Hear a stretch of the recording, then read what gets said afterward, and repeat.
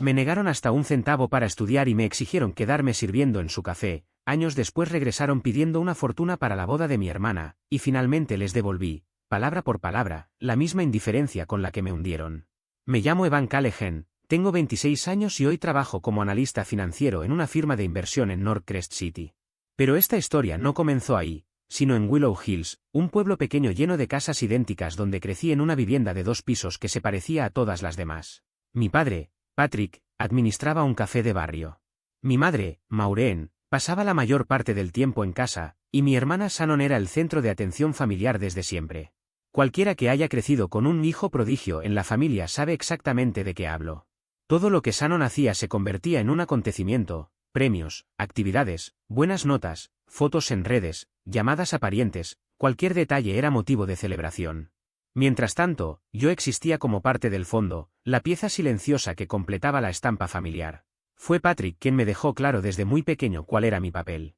Me asignaba tareas en el café antes de que pudiera incluso leer bien la mitad del menú. Cajas pesadas, repartos, limpiezas, reparaciones improvisadas, cada cosa que él no quería hacer terminaba siendo un ejercicio de responsabilidad para mí. Cuando una tubería se atascaba, lo describía como una gran oportunidad para aprender. Y si necesitaban a alguien para mover mesas, me daba una palmada en el hombro y decía que yo era ideal para el trabajo práctico. Recuerdo especialmente una tarde de lluvia. Un cliente me dio $20 de propina por llevarle un pedido hasta el coche empapándome entero. Esa noche, Patrick tomó el billete sin explicación. Más tarde descubrí que se lo había entregado a Shannon como recompensa académica. Yo tenía 12 años. Ese día comprendí que en mi casa el esfuerzo valía menos que la apariencia. Maureen, aunque más suave, marcaba su propio territorio. A Shannon la describía como brillante, extraordinaria, nuestra joya. A mí, en cambio, me llamaba constante, práctico, bueno con las manos. Eso, traducido al idioma de los padres, significaba algo así como: no apuntes demasiado alto, hijo. Lo decía con un tono delicado, como si me estuviera protegiendo de una decepción futura. Las reuniones familiares seguían el mismo guión. Nos sentábamos en el salón abarrotado de parientes y el tema de conversación era siempre Shannon y sus logros del mes. Yo no hablaba porque nadie preguntaba nada. Con el tiempo dejé de intentarlo y me limité a observar. No porque quisiera vengarme, sino porque aprendí que prestar atención resultaba más útil que protestar. Las diferencias también se notaban en las pequeñas cosas. Cada vez que salía un modelo nuevo de teléfono, Shannon lo recibía el mismo mes. A mí me daban su antiguo dispositivo roto, con la batería que se agotaba en 1 hora. Su ropa, si todavía era neutra, pasaba a ser mía; si no, Maureen compraba algo barato en una tienda de liquidación y eso era suficiente. Yo no lo entendía como injusticia en ese momento: los niños aceptan las cosas como vienen. Simplemente aprendí que quejarse era sinónimo de parecer ingrato, y eso era un pecado grave en esa casa. Con los años, desarrollé una capacidad que terminó salvándome: la observación. O te quebrabas o te volvías analítico. Yo elegí lo segundo. Aprendí quién cumplía sus promesas: mis abuelos, principalmente, y quien solo hablaba sin intención real: mis padres. Cuando llegué a la escuela secundaria, ya estaba inmunizado. Shannon sobresalía, y me alegraba por ella, pero sabía perfectamente que sus oportunidades jamás se reflejarían en mi propio futuro. Si quería algo, tendría que conseguirlo por mi cuenta. En el penúltimo año de secundaria, Shannon recibió su carta de aceptación a Ridgeview University. En cuanto el sobre llegó, la casa se convirtió en un festival improvisado. Maureen llamó a todo el árbol genealógico, incluso a gente con la que casi no hablábamos. Patrick cerró el café temprano para celebrar como se debía. Shannon eligió la cena, el postre y hasta que fotos se subirían a internet con frases como: «¡Qué orgullo por nuestra chica brillante! Hemos ahorrado para esto desde que nació». Esa frase quedó grabada en mi memoria: hemos ahorrado desde que nació. Nunca escuché algo siquiera parecido respecto a mí. Aún así, pensé que llegado mi turno no esperaba celebraciones, solo una cierta equidad. En mi último año, mis notas eran sólidas, mayormente sobresalientes, algún notable, y participaba en un club que realmente me gustaba. No era un genio, pero tampoco un fracaso. Acepté sin protestar todas las tareas que Patrick me dejaba en el café, cargué lo pesado, limpié cuando hizo falta y siempre mantuve la cabeza baja. Para mí, aplicar a la universidad era un paso natural, no una locura. Una noche, después de cenar, mencioné el tema con calma. «Mamá, papá, estuve mirando universidades. Quiero postularme», dije. Maureen apenas levantó la vista antes de soltar una risa suave, más condescendiente que cruel. «Evan, Cariño, la universidad no es realmente tu camino. Lo tuyo es lo práctico, y eso está muy bien. Patrick asintió como si ella hubiera dicho algo profundo. Tu hermana es académica, tú eres más de trabajo manual. El mundo necesita de ambos. Hablaron como si nuestros roles estuvieran escritos en piedra desde el nacimiento. Yo no discutí. Solo aclaré. Mis notas son buenas. Podría entrar. Quiero estudiar finanzas. El gesto de Patrick cambió. Se frotó la mandíbula, molesto. Evan, el café está pasando por un momento complicado. El negocio bajó. Te necesitamos aquí. Esta familia no puede permitirse que te vayas ahora. Esa fue la primera vez que mencionaba que el café estaba en crisis. Me quedé en silencio, esperando que continuara. Finalmente habló. Voy a ser directo. Necesito a alguien que sea constante y que no desaparezca cuando las cosas se pongan difíciles. Si te quedas, te pongo en nómina a tiempo completo. Trabajo estable, oportunidad de crecer, un camino seguro. Maureen intervino enseguida. Sería una gran ayuda para todos nosotros, hijo. Entonces Patrick sacó una carpeta. Una carpeta real, de las duras. La empujó hacia mí. Dentro había un contrato de empleo a largo plazo, con su firma ya estampada. 5 años. Horarios fijos. Nada de estudiar fuera de la ciudad. Esto nos protege a todos, dijo.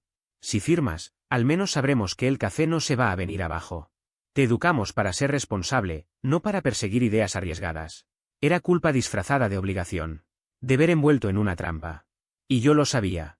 Mantuve la voz tranquila, midiendo cada palabra. Estoy dispuesto a ayudar, dije, pero puedo trabajar medio tiempo mientras estudio. Puedo venir los fines de semana. Ajusto mis horarios a las clases. Patrick descartó la propuesta al instante. No es suficiente. Te vas a distraer. El café necesita dedicación absoluta. Probé otro enfoque. Entonces podemos firmar un acuerdo formal, propuse. Un préstamo para cubrir los gastos universitarios. Se los devuelvo con interés. Lo dejamos por escrito y firmo todas las garantías que quieran. Maureen ni siquiera lo pensó. No. En esta familia no pedimos préstamos por principio. Ese principio era el mismo que desaparecía mágicamente cada vez que Shannon pedía algo costoso. Cerré la carpeta, la deslicé hacia ellos y no añadí nada más. Era evidente que la decisión no tenía que ver ni con el café ni con lo práctico.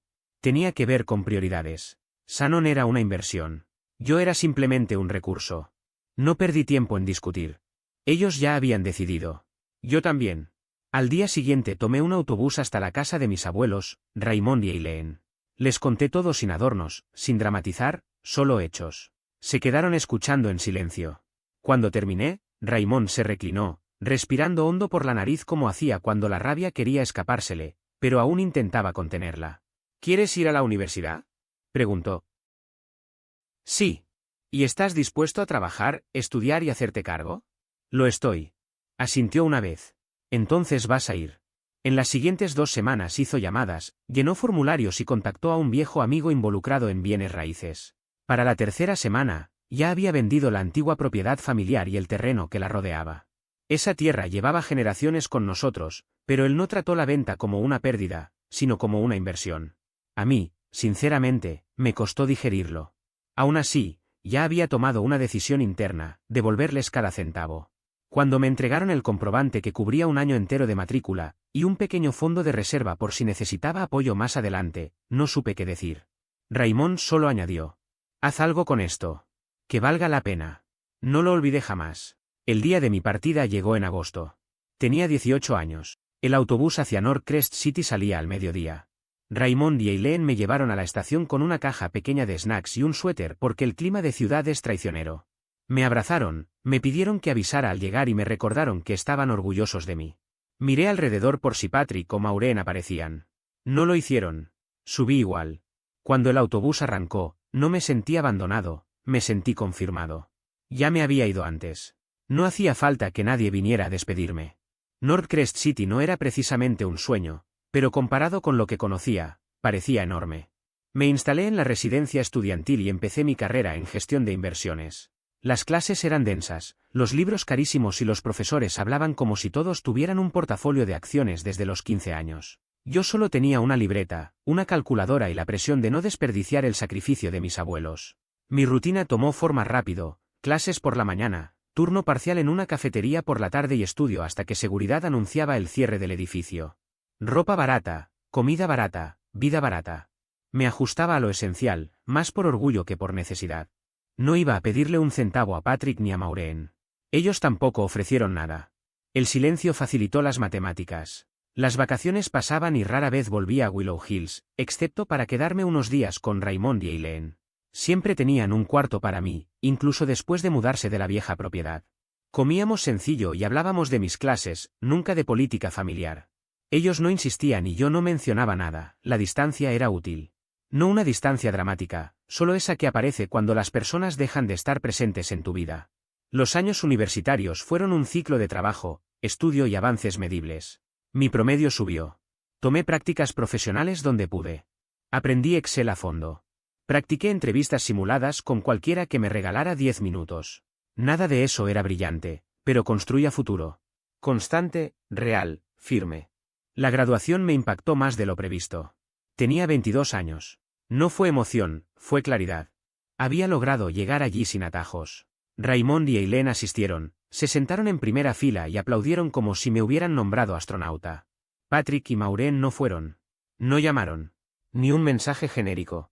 No esperé uno. La búsqueda de trabajo fue dura.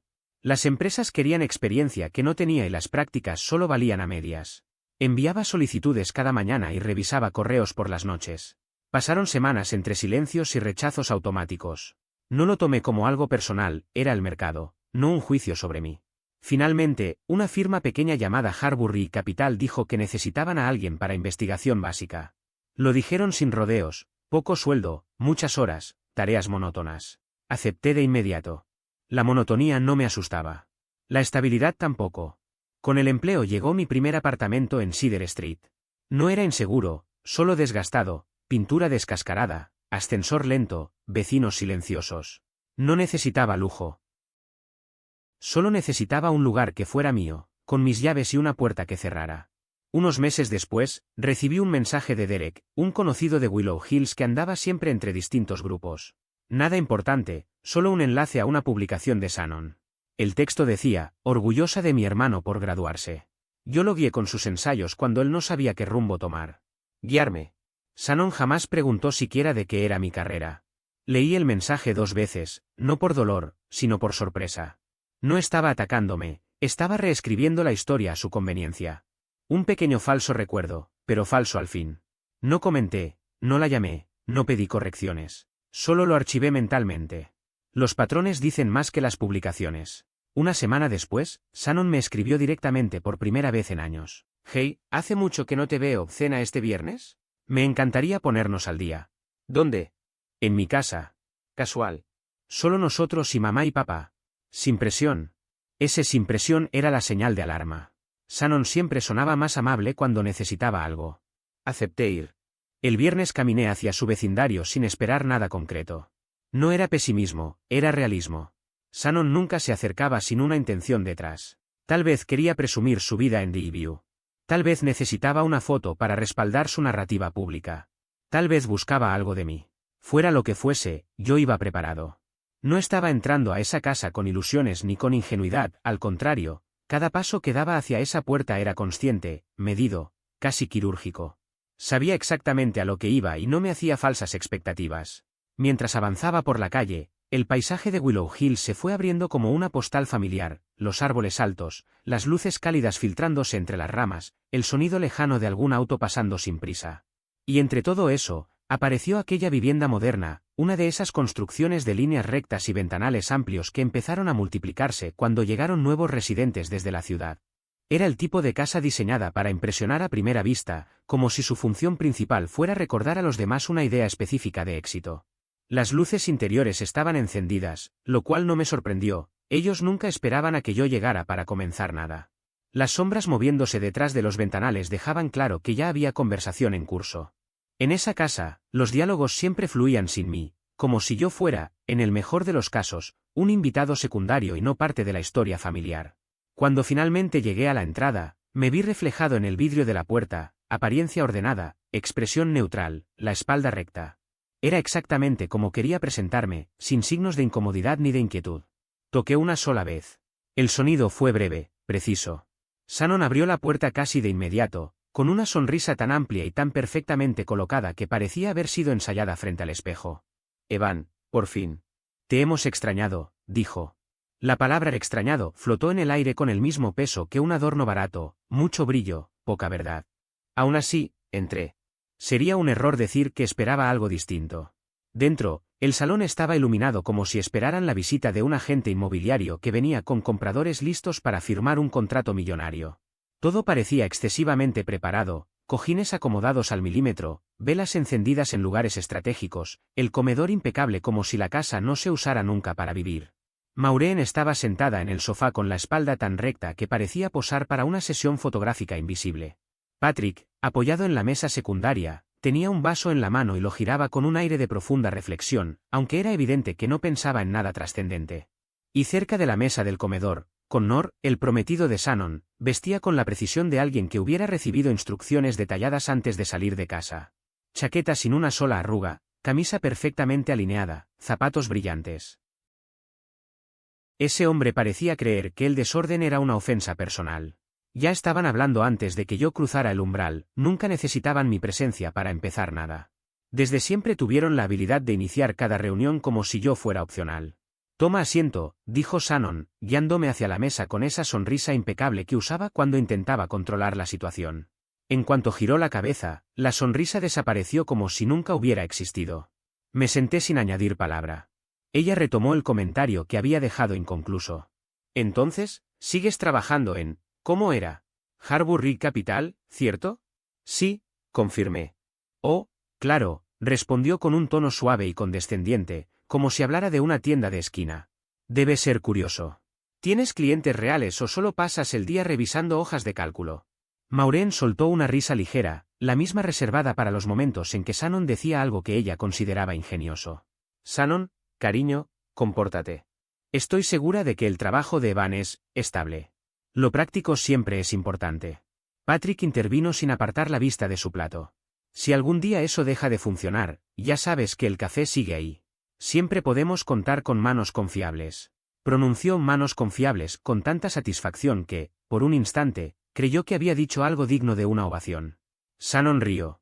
Connor esbozó una pequeña sonrisa educada, más por obligación social que por interés real. Yo permanecí en silencio. No era sorpresa. Esos comentarios habían sido parte de mi vida durante años, siempre siguiendo el mismo patrón predecible. Me limité a observar. Era como ver una obra que ya había visto demasiadas veces. Maureen se inclinó hacia adelante, entrelazando los dedos como si estuviera a punto de plantear un asunto trascendental. ¿Dónde estás viviendo ahora, Evan? En Cedar Street, respondí. Shannon abrió los ojos con dramatismo calculado. ¿En serio? Pasé por ahí hace poco. Tiene un aire de etapa inicial. Todo se ve ajustado. En su vocabulario, ajustado era la palabra reemplazo para el inferior. Patrick asintió con la autoridad de alguien que cree que su opinión define la realidad. Escuché que esa zona no es precisamente de alto nivel. ¿Seguro quieres quedarte allí? No reaccioné. Cedar Street no era lujosa, pero era mía. Pagada con mi esfuerzo.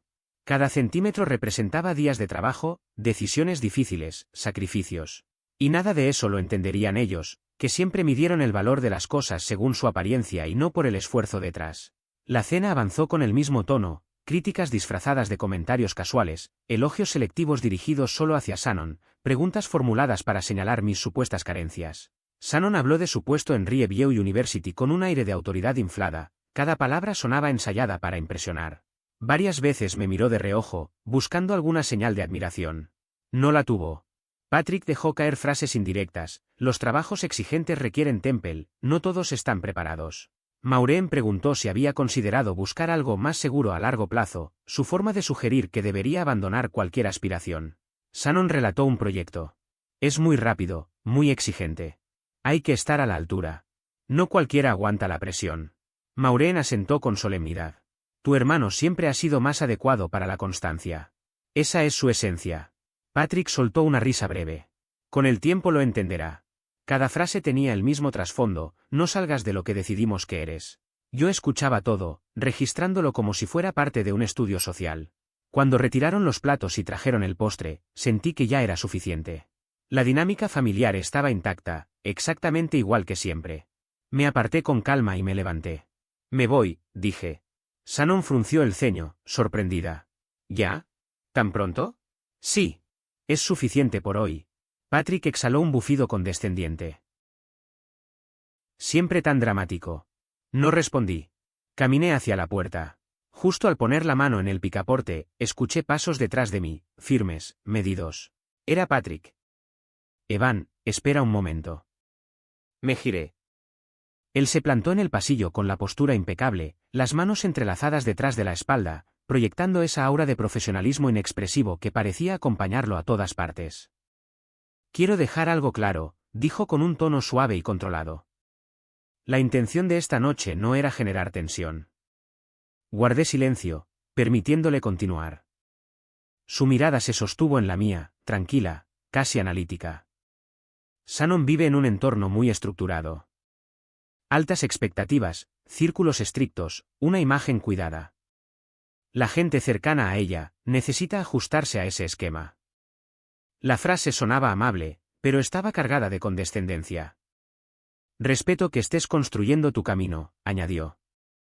Lo digo sinceramente. Solo entiende que ella opera en un nivel que requiere alineación.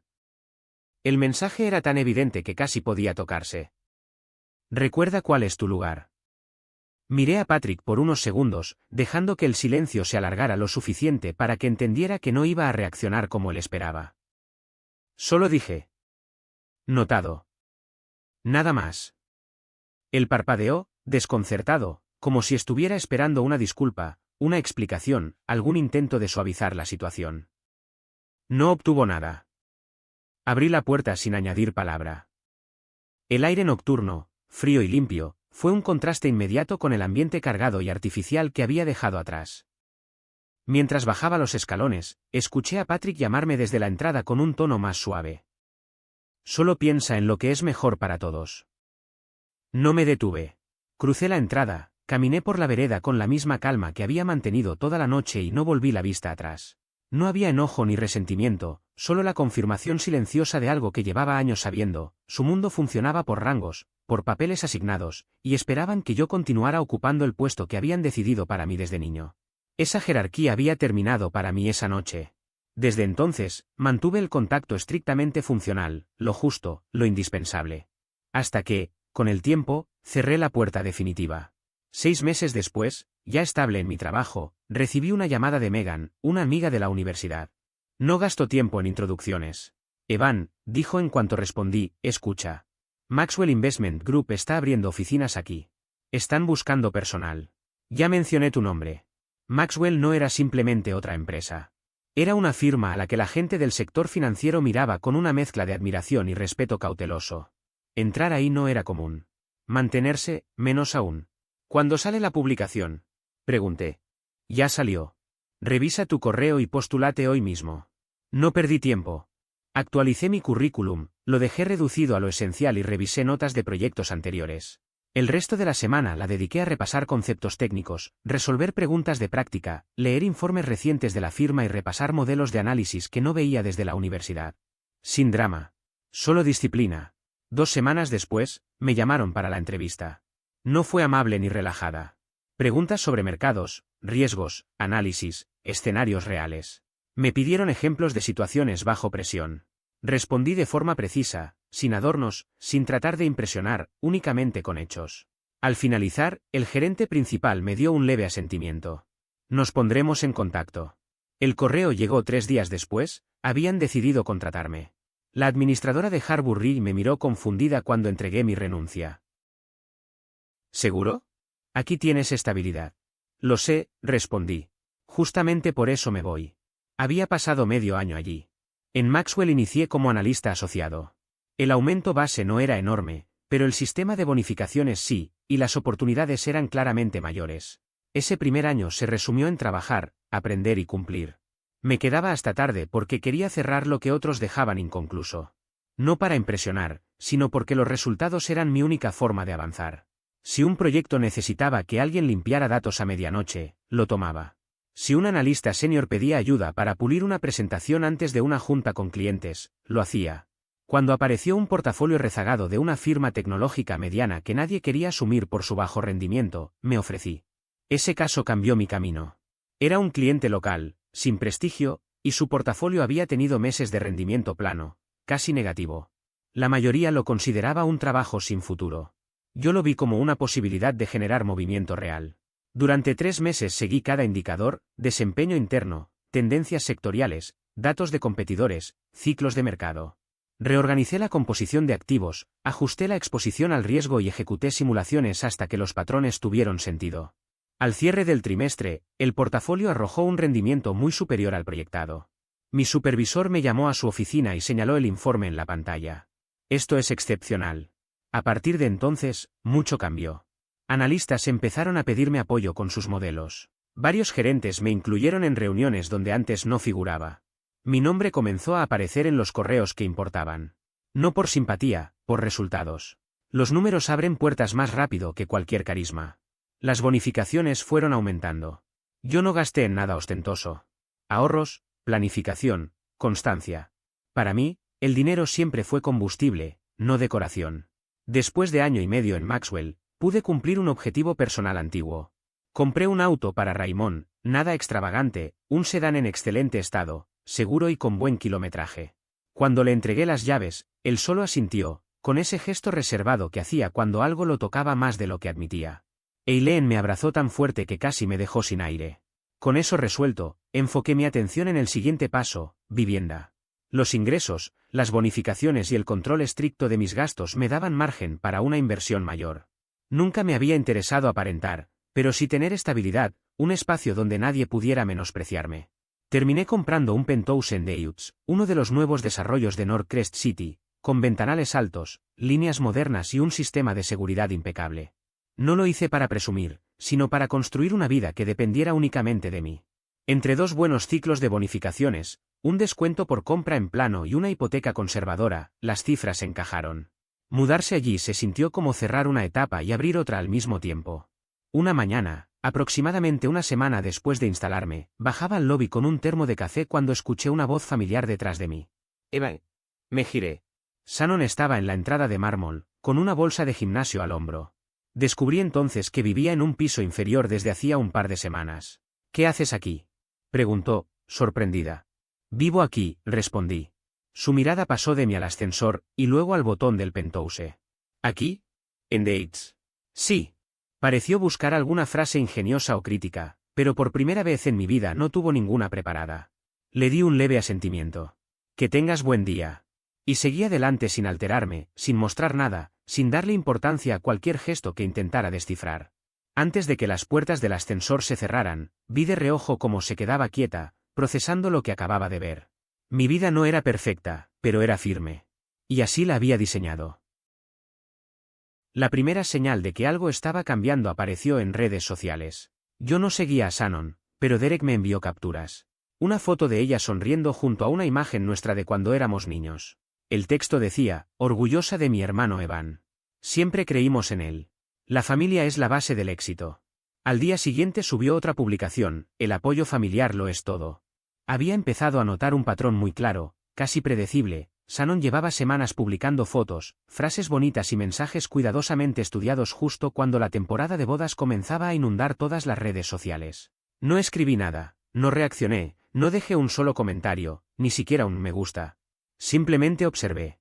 Cada imagen, cada palabra, cada pose, tenía un mismo hilo conductor, estaba preparando el terreno para algo. No era nostalgia, ni emoción genuina, ni ganas de compartir. Era estrategia. Era un calentamiento previo para una solicitud venidera, un intento de moldear la opinión pública antes de mover la pieza que realmente le interesaba. La gente que vive del Glevery, de esa forma suave y calculada de presión social, cuida mucho esas cosas, construyen un entorno sentimental para que el receptor se sienta obligado. Yo, por mi parte, hice lo mínimo necesario, seguí deslizando la pantalla y continué con mi día sin alterar mi rutina lo más mínimo. Pasaron 2 semanas sin novedades, hasta que llegó un mensaje suyo, tan directo que no dejaba espacio para interpretaciones. Mamá y papá quieren ver tu departamento nuevo. Pasamos mañana. No preguntaba, no sugería. Simplemente informaba. Ese estilo siempre había sido su forma de comunicarse, presentaba decisiones como si fueran acuerdos implícitos, asumidos por todos. Decidí no darle demasiadas vueltas. Acepté que llegarían y seguí mi vida. A la hora exacta, tocaron el timbre. Abrí la puerta. Maureen se quedó inmóvil en el umbral, con los ojos recorriendo el techo alto del penthouse como si acabara de entrar a una galería de arte moderna. Exageraba cada gesto, cada movimiento, analizando detalles como si fuera experta en arquitectura. Patrick, en cambio, asentía en silencio, con expresión seria, como si estuviera realizando una inspección técnica. No había calidez, solo formalidad disfrazada de cortesía. Aún así, los dejé entrar porque la educación pesa más que el vínculo cuando no existe vínculo real. Evan, dijo Maureen mientras pasaba la mano por la encimera de la cocina, evaluando la textura. Es realmente impresionante. Patrick intervino con el mismo tono elogioso. Muy impresionante. Se nota que te ha ido bien. Demasiado entusiastas. Demasiado interesados. Demasiado fuera del estilo habitual de ambos. No sonaban sinceros, sonaban estratégicos. Unos pasos detrás de ellos entró Shannon, con una sonrisa amplia, pulida, preparada. Una de esas sonrisas que anuncian una conversación incómoda envuelta en amabilidad artificial. Queríamos hablar contigo de algo importante, dijo con un tono suave. Ahí estaba. El motivo real de la visita. Lo demás era pura escenografía. Se acomodaron todos en la sala. No se sentaron como familia, sino como gente por cerrar un acuerdo comercial. Patrick se colocó al lado de Maureen, Shannon enfrente, y todos adoptaron la postura recta y rígida de una reunión seria. Maureen tomó la palabra primero. Como sabes, la boda de Shannon y Connor se acerca. Es un evento significativo para las dos familias, dijo con voz ensayada. Patrick reforzó la idea inmediatamente. Las reservas, el lugar, la planificación, todo debe estar a la altura de lo que espera la familia de Connor. Son muy específicos con la calidad. Fue entonces cuando Shannon, con un tono casi triunfal, reveló la cifra. El costo total ronda los 300.000. Mamá y papá pagarán la mitad. Para un pueblo como Willow Hills, aquello era absurdamente alto. Pero como ya no organizaban nada en Willow Hills sino en Northcrest City, con proveedores importados, experiencias exclusivas y peticiones caprichosas de los padres de Connor, la cifra empezaba a sonar menos increíble. Así se infla fácilmente un presupuesto. Antes de que pudiera responder, Maureen se adelantó. Los números finales subieron un poco más de lo previsto. Shannon se inclinó hacia mí, como si quisiera acortar la distancia. Pensamos que podrías ayudarnos con la otra mitad. Solo serían 150.000, como un préstamo. Te lo devolveremos. La sala se llenó de un silencio tenso. Todos me miraban esperando una reacción emocional, un impulso, una empatía automática. ¿Un préstamo? Pregunté finalmente. ¿Con un acuerdo firmado? Patrick enderezó la espalda y asintió, confiado. Por supuesto. Te pagaríamos cada dólar. Maureen sonrió con rigidez. Naturalmente. Me acomodé en el asiento, cruzando una pierna con tranquilidad. Interesante. Porque cuando pedí un préstamo para estudiar, ustedes me dijeron que en esta familia no se pedía dinero por principios. El silencio fue inmediato. Nadie se movió. Nadie respiró demasiado fuerte. La tensión se volvió sólida. Maureen parpadeó varias veces. Eso fue diferente. No, respondí sin cambiar el tono. No lo fue. Patrick carraspeó, incómodo. Esto es por la reputación de la familia. Yo pedía educación, contesté con calma. Más silencio. Ninguno encontraba palabras para sostener su postura. Decidí terminar el asunto ahí. Tienen un principio. Yo también. Las mismas reglas. Mi respuesta es no. Shannon abrió los ojos como si hubiera escuchado algo impensable. Maureen se tensó. Evan, intenta ser razonable. Patrick se inclinó hacia adelante, como si buscar volumen le diera autoridad. Piensa en lo que esto significa para todos nosotros. Levanté una mano, apenas. La conversación termina aquí. No hubo gritos, ni hostilidad, ni explicaciones extras. Solo decisión. Se marcharon con sonrisas rígidas, de cortesía vacía. Shannon no volvió la cabeza ni una vez. 2 días después, Maureen me escribió. Cariño, ¿puedes mandar aunque sea un poco? Unos miles. Nos falta para una factura. Respondí con la misma claridad, no. Después de todo lo que hemos hecho por ti, Evan, por favor. No. Intentó un mensaje de voz. Ni lo abrí. Pasó una semana, y entonces ocurrió algo que dejó clara la desesperación. Me encontré con Patrick en el supermercado. Él llevaba una bolsa con frutas cuando me bloqueó el paso, como si hubiera estado esperando la oportunidad precisa. No saludó. Solo habló en un volumen lo bastante alto para que la gente alrededor escuchara. Yo te crié, Evan. Un hijo ayuda a sus padres cuando ellos lo necesitan. Varias personas se giraron. Patrick esperaba una reacción emocional, una disculpa, una explicación, cualquier signo de debilidad. Pero no me iba a prestar a su espectáculo. No voy a hablar de esto aquí, respondí. Pasé a su lado sin alterar el ritmo.